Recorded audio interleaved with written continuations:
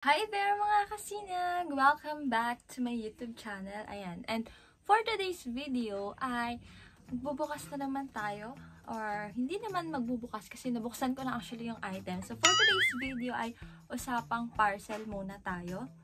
And this is also a Shopee content. So alam na ninyo yan. And ang ating pag-uusapan for today ay ang parang nawili ako na parang napaka-cute kasi niya and alam mo yun, basta sobrang nakita na ko dun sa item natin and alam ko na magiging useful po ito sa akin. And ang sinasabi kong item natin for today mga kasinag ay ang mini electric mini noodle cooker or mini multifunctional cooker. Ayan. And with that mga kasinag, kung hindi nyo pa pala napapanood yung content natin na tungkol sa multifunctional electric cooker, mga kasinag, so iiwan ko yung link dyan. At kung hindi pa napapanood, ay ano pang ginagawa nyo, panoorin nyo na. So with that, mga kasinag, mag-start tayo lahat-lahat pagkatapos ng ating intro.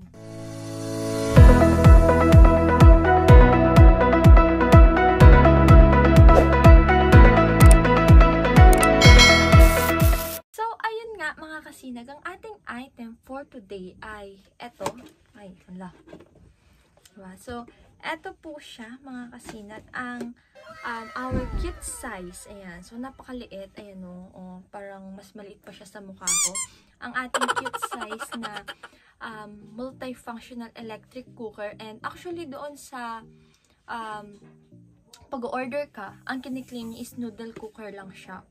Which is, I tried it. Ayan. So, bago tayo mapunta doon, so, bago ko pala ipakita kung saan binubuksan ko ang parcel nito, kasama ng ating panibagong item, yung kasunod nating item, ay makikita nyo rin mamaya, ay papakita ko muna yung mga feature nito para hindi ko na siya gagawa ng sariling montage. So, ang kagandahan po nitong ating mini noodle cooker or multifunctional cooker ay eto siya mga kasinag. So, eto lang siya. Isang switch lang siya.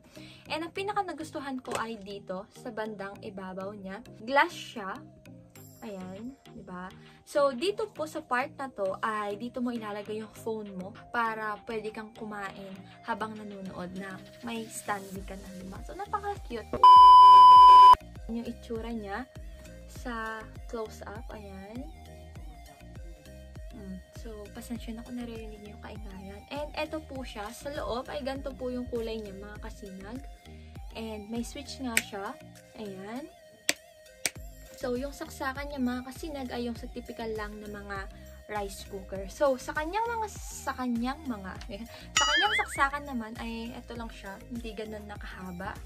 At ang kagandahan naman ay eto siya. So, sobrang Filipino style. Kasi, unlike ng mga ibang appliances or ibang mga ganito na nabibili natin is yung tatlo yung saksakan niya. Yung parang sa mga ibang bansa, di ba? Napaka-common yun sa ibang bansa. So, kung hindi nyo na-visualize yung sinasabi ko, ilalagay ko dyan yung picture mga kasinag. So, kasama sa kanyang packaging mga kasinag, ay hindi lang siya nakaganto, nakabox siya. Is meron siyang manual. Pero sad to say, yung kanyang manual ay hindi ko nababasa. Okay, so may nakakabasa ba sa inyo niyan? So, ayun lang naman mga kasinag. So, eto po siya. Napaka-cute niya. At this moment mga kasinag ay papakita ko na yung opening parcel natin and of course kung saan ay gagamitin natin yung ating item.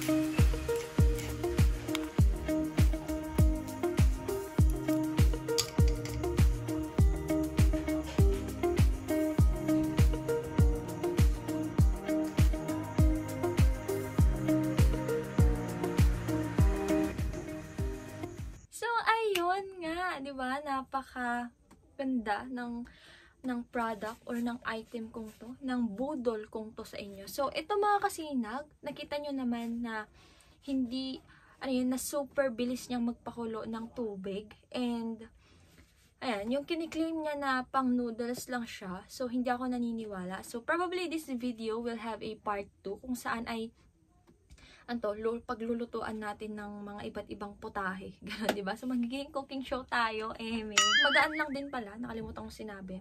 Gandahan nito mga kasinag. Pagdating sa transaction mga kasinag ay napakabilis. Wala akong nakitang aberya. Yung pinili kong kulay, ayan, ay napakaganda din. So, nakalimutan ko palang sabihin kanina, diba?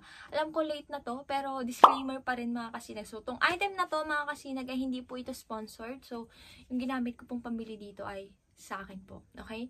So, sa mga gusto pong bumili at nagbabalak na magtanong ng every details ito like the prices and yung shop link mga kasinag, iiwan ko po yan sa ating description box. So, see to it na i-check ninyo ang ating description box. So, yan lang naman mga kasinag, wala na akong sasabihin. At kung nakaabot ka man dito sa minute ng video na to ay thank you so much again mga kasinag. More budol to come. Kung hindi ka pa nga nakaka-subscribe sa aking YouTube channel at naghahanap ka pa ng mga more Shopee content, more budol content, ayan. So, welcome na welcome ka dito sa ating YouTube channel. Again, mga kasinag, I am your Ate Aren. Ready for the worst, hoping for the best. So, see you sa ating next upload, mga kasinag!